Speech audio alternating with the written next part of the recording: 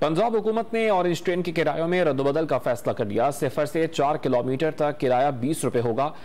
Ali town से डेरा गुजरा तक ऑरेंज ट्रेन का किराया 40 रुपए मुकर्रर किया जाएगा। डॉन न्यूज के नुमाइंदे मोहम्मद तैमूर से इस बारे में बात करेंगे।